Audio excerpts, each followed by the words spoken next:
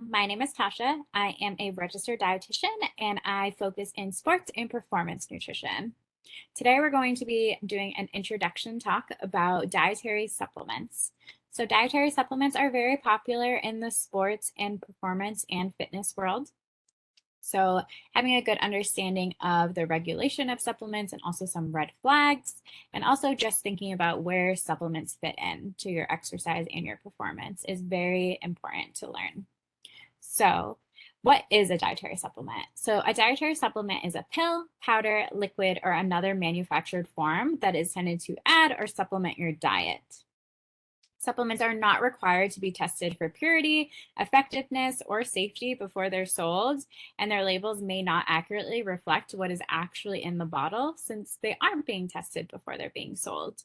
So it is always important to refer to a sports dietitian before taking any sort of supplement to see if one, it could benefit you, two, if it's the right supplement for you, and three, if it's safe to consume. So there are a lot of red flags with supplements.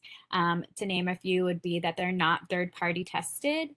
This means that the supplement paid an outside organization to get certified that the ingredients that are in the supplement are actually in the supplement.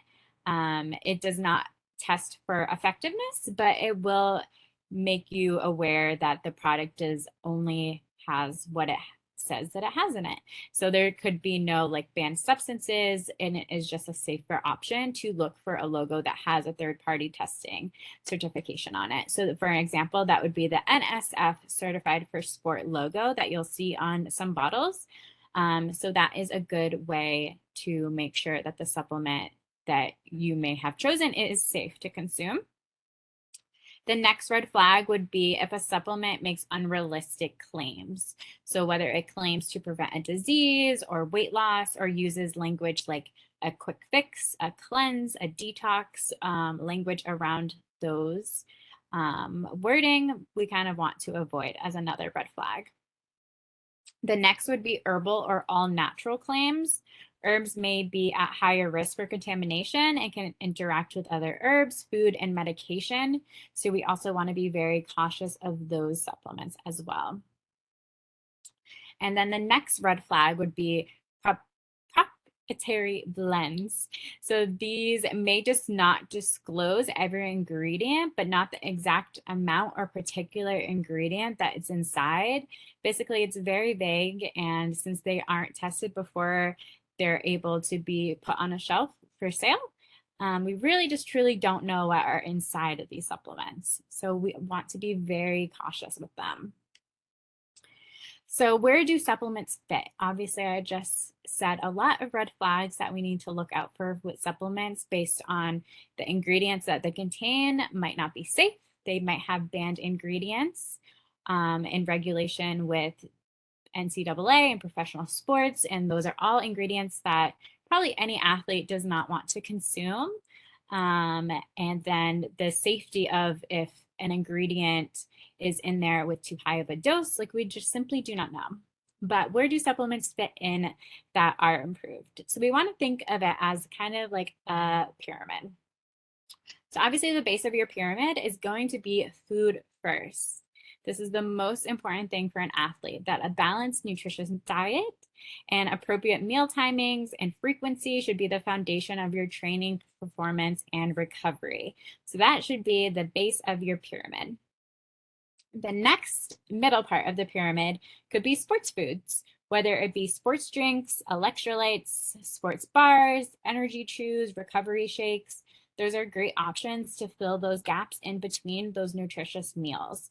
So it could be a protein shake, it could be Gatorade, it could be things like that, electrolyte replacers for your hydration. Those should be kind of like in up above the food first. So food first on the bottom, sports foods in the middle that are going to support your performance. And then the tippy top should be supplements. And those supplements could be medical supplements like an iron supplement, vitamin D in the winter, since we're not getting a lot of sunlight or we could be training mostly inside. A calcium supplement, those are medical supplements and those treat clinical issues. including nutritional deficiencies as well. Other performance supplements, they can contribute and help optimize your performance, but they should be used under the direction of a registered dietitian that can determine if that supplement is going to help you as an individual athlete and for your sport, and just to make sure that there is safety protocols there and that the supplement that you are choosing is right for you and also is safe for your overall health and your performance. So, basing off of that, we want to make sure, as a recap, that when we're thinking of supplements, that we're always being aware of that they are not regulated, that truly anything in that bottle, it could be anything, and you just simply do not know. Even with the third-party testing, it still doesn't give you 100% that it could be safe, but because they are not regulated, we want to be very mindful of the things that we're taking in, and we want to really focus on that food first. So making those balanced athlete plates, thinking about your pre and post recovery, and within those timings, making sure that you have a pre-snack before your exercise 30 to 60 minutes before for that energy, and choosing that over a supplement that may stimulate energy, but energy is in the form of calories and not supplements or stimulants and things along those lines.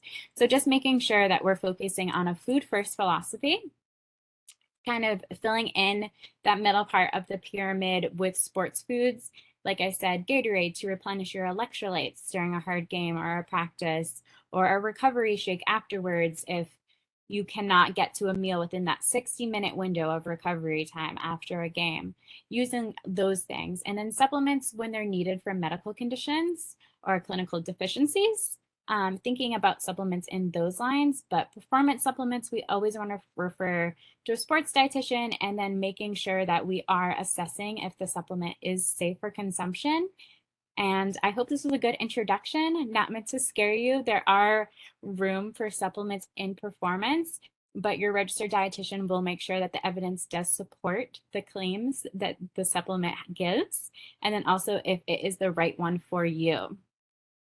I hope this was helpful, and I look forward to talking more about that food first philosophy with you.